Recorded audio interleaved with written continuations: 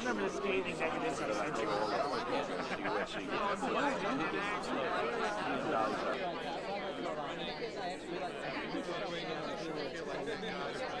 Juliet was the one who was like, my name is something copper bottom. You've taken on another identity in the hot tub. Every other person. We're going to try to get Doris. Checking in right now. Interviews from. This is why I could not in her slot. Sorry? I was just saying, I said, you will not believe. Yeah. We need to catch up with technology, get the infrared camera. They don't even need light. Beams, people call it infrared, but as long as you can see it, it's not infrared. I think the red beams might scare people. They see dots on themselves, especially in LA. It's a little sketchy. Scary, that's so scary. I got a camera for you. Oh, there's a camera. There's a camera. Oh my God, it's a wonderful thing to be seen here. You should have put on makeup. However, oh, you people have been chasing me about for days, but I've decided to give you myself. Yeah.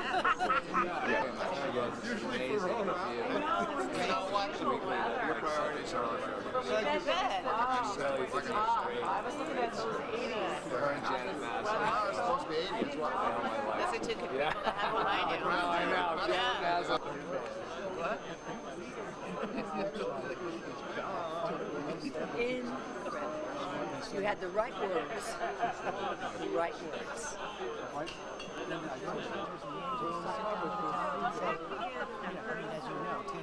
How do you? All right. And everybody on your left? Everybody on your left? Nobody is saying. Ah, there he is. All right. And everybody close together and to your left. Shall we? They don't know us too well, do they? Oh, sorry.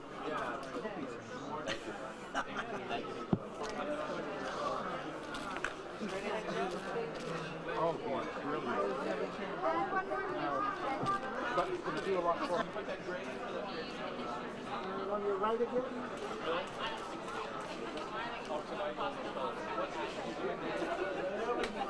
What do you? I mean, from your perspective, a movie for grown-ups doesn't have to be. I mean, grown-ups don't. You don't start being a grown-up at age 45. No, I don't think so. What do you think of the elements that make a good movie for? I think it's just a movie of substance. A movie that that can make you laugh, that can make you cry, but it can make you think, and it can touch you in a way that surprises you a bit. I think grown-ups are thinkers by and large, and all of the movies that are celebrated and honored here tonight are thinking people's movies, thinking people's films. And, I think that's what AARP is about, and I think that's what the Family Stone was about, and the rest of the honorees here. Terrific. Thank you very much. Thank Good luck. Mm-hmm. Movies for grown-ups. What does that mean? Anything to you? Is that a theme that resonates anyway? Well, since I'm a grown-up too, I'm well over 50. So yes, it resonates very deeply with me. That's for movies that's featured grown-ups. Yes. How about movies that appeal to a grown-up audience?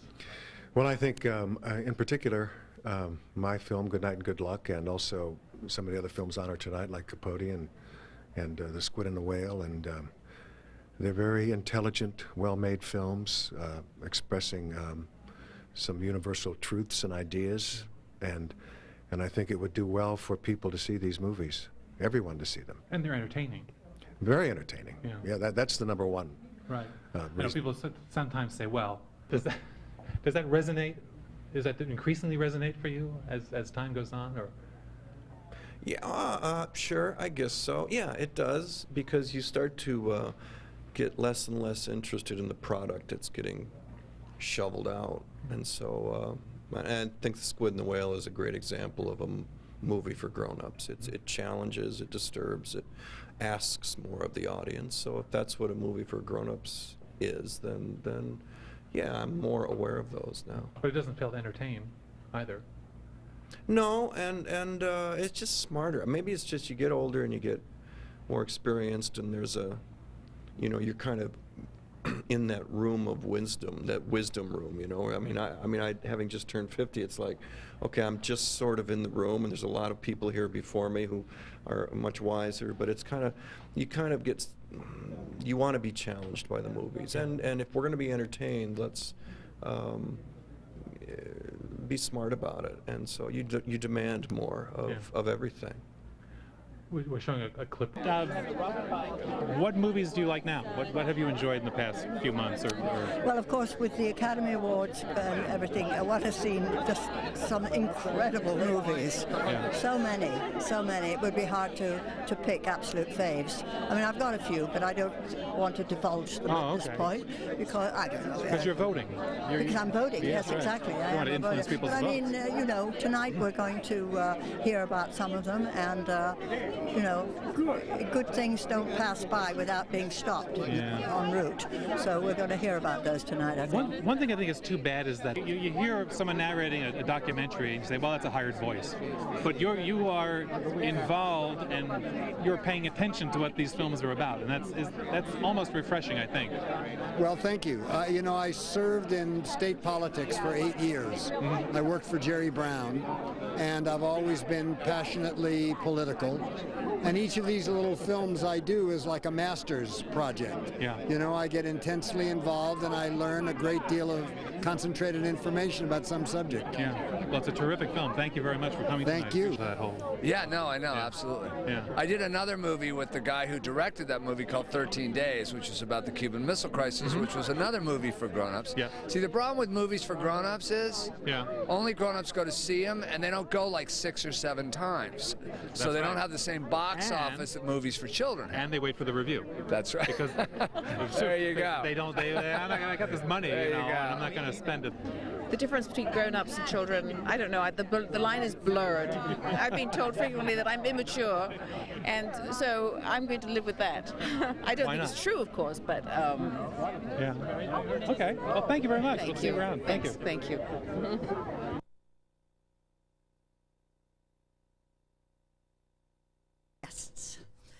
I'm going to be your hostess, along with Shelley Berman, for the evening.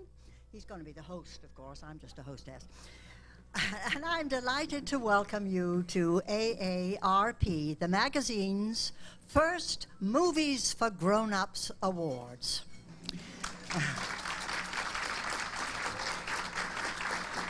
Stories. Some say no one should even attempt to write a novel until they are well into their 40s. It is no stretch to suggest that may be true for movie makers as well. Damn right. I want to thank the AARP magazine for endeavoring to recognize these time-tested storytellers and for encouraging the creation and promotion of movies for grown-ups. And now I would like to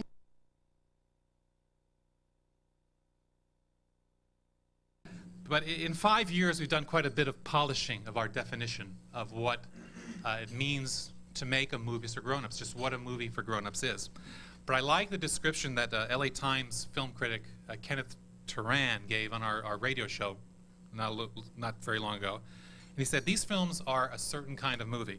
They're movies that adult audiences are hunting for and hungering for. They're thoughtful and intelligent. They're about something, but they're also very entertaining.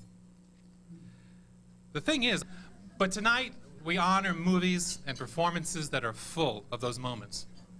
Movies that are thoughtful, moving, infuriating, funny, and always, always respectful of their audience in a rare and wonderful way. These really are movies for grown-ups. Take a look.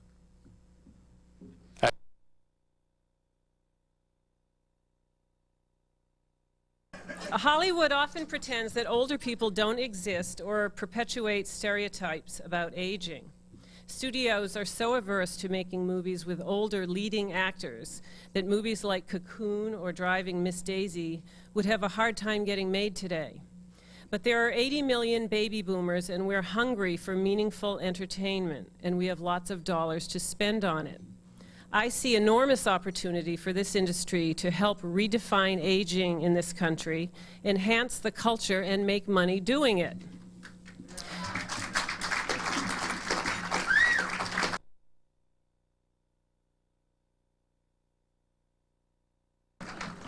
So naturally, I wanted to do things that would be appropriate for tonight. And so I tried to think of jokes about aging, you know. And as I was in the car coming out here, I thought of a nifty line about aging, but I forgot it.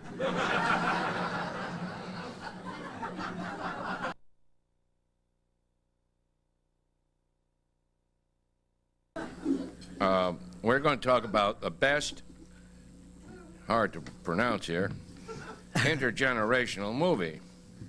Hollywood has always made movies about intergenerational relationships.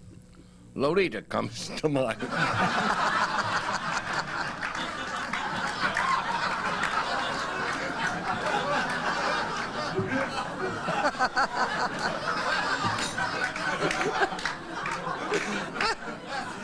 I knew I should have studied this stuff.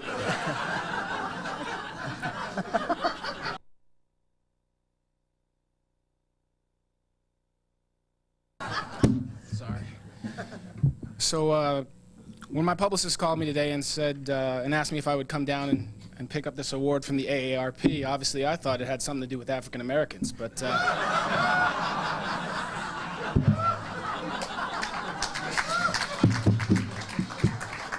my man. There we go.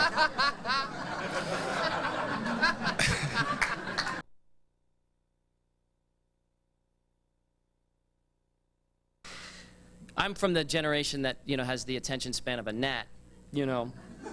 And I can't really retain. I read really quickly, so I got the thing in the mail and I opened it up and it just says, all I saw was AA cordially invites you, Angela Lansbury hosting.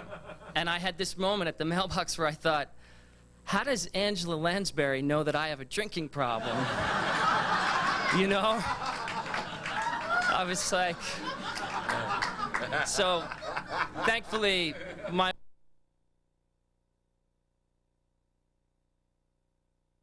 this point in time, and when I had the meeting with the studio and with the head of the studio actually saying, you know, who are we making this movie for, as Caroline says, and ultimately your generation doesn't even know who Truman Capote is. The only answer I had is you know, we should change it then. And thank you for the grown-ups watching this movie, embracing the movie, because ultimately you are enabling to have also the younger generation watch this movie and see it this way it is. Thank you very much.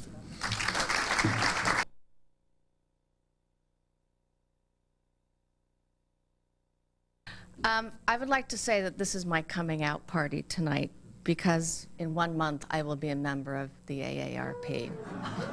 So I'm very happy to get that free magazine. As Gloria Steinem said, this is what 50 looks like.